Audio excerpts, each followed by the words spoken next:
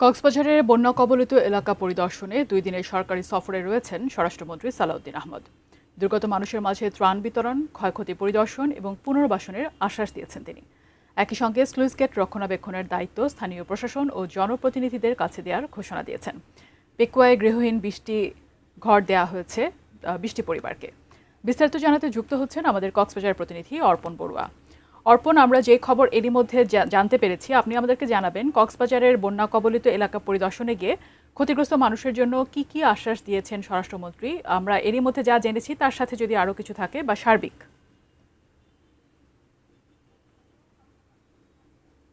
বিভিন্ন জায়গায় স্বরাষ্ট্রমন্ত্রী তার নির্বাচনী অঞ্চলে বিশেষ করে মাতামুহুরী উপজেলা সহ বিভিন্ন জায়গায় স্বরাষ্ট্রমন্ত্রী ক্ষতিগ্রস্ত স্থান পরিদর্শন করছেন এবং যারা বানের জন্য ঘর হারিয়েছেন, যারা সর্বস্ব হারিয়েছেন, কৃষি জমির ফসল হারিয়েছেন, তাদের সাথে কথা বলছেন এবং পর্যায়ক্রমে সহযোগিতার আশ্বাস দিচ্ছেন।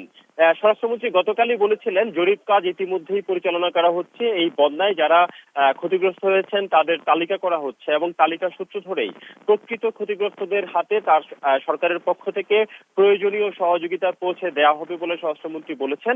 আজকে ঠিক এই মুহূর্তে আমি আছি পেকুয়া উপজেলা পরিষদ প্রাঙ্গণে। এখানে সকাল 11:30টার সময় আমরা দেখেছি স্বরাষ্ট্রমন্ত্রী এই জায়গাটায় উপস্থিত হয়েছেন এবং 20 জন গৃহহীন পরিবারের কাছে ঘর প্রদান করেছেন। পাশাপাশি ঘরের যে নানান প্রয়োজনপত্র, বিশেষ করে ল্যাপ তুষক থেকে শুরু করে হাঁড়ি পাতিল, সব ধরনের আনুষঙ্গিক জিনিসপত্র এই 20টি পরিবারের কাছে স্বরাষ্ট্রমন্ত্রী হস্তান্তর করেছেন এবং পর্যায়ক্রমে এই পেকুয়া উপজেলায় একটি ফাউন্ডেশনের মাধ্যমে আজকে বৃষ্টি দেওয়া হলো এবং পরবর্তীতে আরো 80টি সহ 100টি পরিবারকে ঘর প্রদান করা হবে বলে আমরা স্বরাষ্ট্রমন্ত্রীর কাছ থেকে জানতে পেরেছি।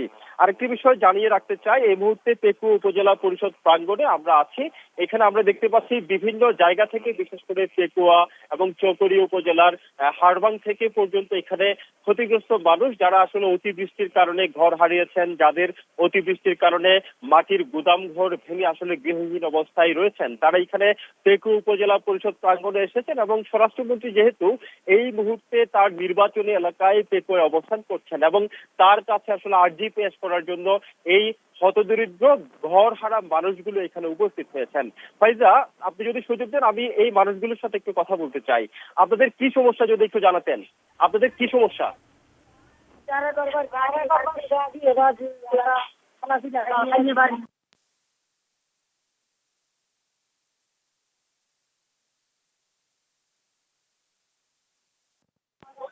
আপনি যেমনটি বলছিলেন এই মানুষগুলোর অবস্থা আসলে আপনি ইতিমধ্যে আসলে দেখতে পেয়েছেন। ফাইজা, অর্পণ, আমরা আরও যে ব্যাপারে জানতে পেরেছি, স্লুইস গেট রক্ষণাবেক্ষণের দায়িত্ব নিয়ে স্বরাষ্ট্রমন্ত্রী একটি ঘোষণা দিয়েছেন। এই ব্যাপারে আপনি একটু বিস্তারিত জানাবেন এবং এই ঘোষণার পেছনে আসলে উদ্দেশ্য কি?